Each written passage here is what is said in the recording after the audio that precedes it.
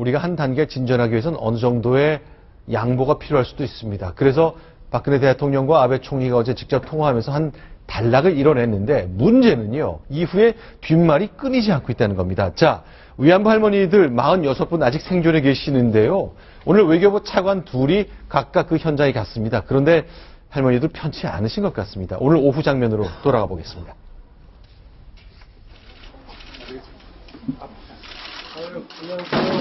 당신 누구예요? 해결했다고 보고하러 왔어요? 왜 우리를 또 움직이려 한 거예요? 나이 많아서 모른다고. 혹시 아는 거예요? 어디 외교 통상부예요? 당연히 대한민국 외교부의 소속이. 일본 외교부 뭐예요? 역사에 산지가 이렇게 살아있는데 할 일이 뭐예요, 당신네들? 몰라드릴 리가 있겠습니까? 모르고 당신네들끼리 짝대고 돼가지고 하는 거잖아요. 일러줘야 될 거 아니에요? 예? 얘기를 해줘야 될 거 아니에요? 그래서 이렇게 뒤늦게라도 제가 온 겁니다. 왜 소녀상을 떨면 겁니까? 이거는 우리 정부나 일본 정부나 낯짤 말이 아니라요. 국민들이 한 분 한 분 모아가지고 나난 건데 그거를 가지고 꽁기라 달아. 그게 말이 안 된다고요. 그거는 어머니의 역사에 표시라. 네, 지금 임성남 외교부 1차관의 모습 보셨습니다. 자, 정대협 쉼터를 방문한 건데 할머니들이 굉장히 격앙되어 있네요. 자, 왜 이런 반응이 나오는 겁니까? 네. 어제 일본군 위안부 문제에 대해서 이제 최종 한일 간의 협상이 타결은 됐습니다만 네. 이 협상이라는 것이 참 어렵습니다. 어느 네. 한쪽의 편만 다 들어줄 수가 없기 때문에 협상 결과를 둘러싸고는 논란일 수밖에 없는데요. 우리가 일본 정부의 사과를 드디어 받아낸 것, 이것은 네. 참 쾌거입니다만 여러 가지로 그래도 준 것이 많다. 이런 비판이 일고 있기 때문에 오늘 서둘러서 외교부 1차관과 2차관이 각각 정신대 피해자 할머니들을 만나서 직접 정부의 입장을 설명하는 전공법을 선택을 했습니다. 자, 그런데 일단 청와대랑 일본 얘기가 너무나 달라서요. 좀 뒷말이 계속 이어지고 있습니다. 자, 서울에 있는 주한 일본 대사관 앞에 있는 위안부 소녀상 얘기인데 청와대는요. 관련 단체랑 협의하겠다. 적절히 해결하기로 노력한다고 했는데 일본에서는 이전되는 것으로 안다고 딱 잘라 얘기했거든요. 이게 이제 양쪽 얘기가 다르면 저희는 청와대를 신뢰하는 게 뭐 기본적인 저희의 태도일 텐데 그동안 일본 언론이 얘기한 것들이 사실대로 드러나는 게 너무 많았거든요. 네. 지금 이번 한일 협상과 관련해서요. 가장 네. 국민들의 뇌관을 건드린 부분이 바로 위안부 소녀상 문제입니다. 네. 네. 이 일본 위안부 소녀상 네. 이것은 정말 시민단체들이 만들어서 기증한 것이기 때문에 어떤 네. 국가 간의 협상 대상이 되어서는 안 된다라는 그런 지적도 많았고 또 우리 당국은 어제 오후까지 끊임없이 이 소녀상 문제는 협상의 대상이 아니라는 점을 재확인했습니다.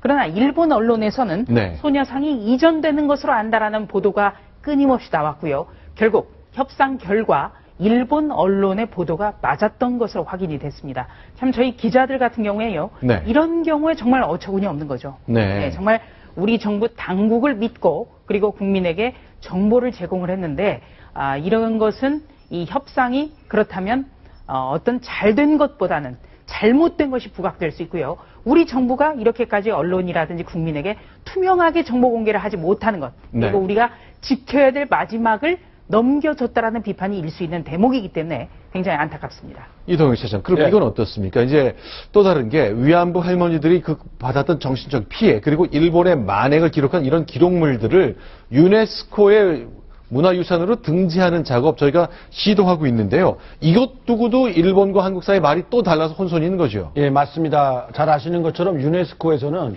이 눈으로 볼 수 있는 이 유형의 문화재 중에서 세계 모든 사람들이 공통적으로 익히고 배워야 된다라는 그런 것들은 세계 문화유산으로 지정을 하고요. 그리고 네. 이렇게 기록물 같은 경우에는 세계 네. 기록유산으로 별도로 지정을 하고 있습니다. 그래서 네. 우리 정부에서는 이 위안부와 관련된 모든 기록물들을 세계 기록유산으로 지정을 해서 온 세계의 사람들이 알 수 있도록 하자라는 준비를 계속해서 해왔습니다. 그런데 일본의 지지통신에서는 한국 정부가 이런 방침을 철회하기로 했다라고 전언을 했다라는 인용 보도를 했습니다. 잠깐만요. 그러니까요.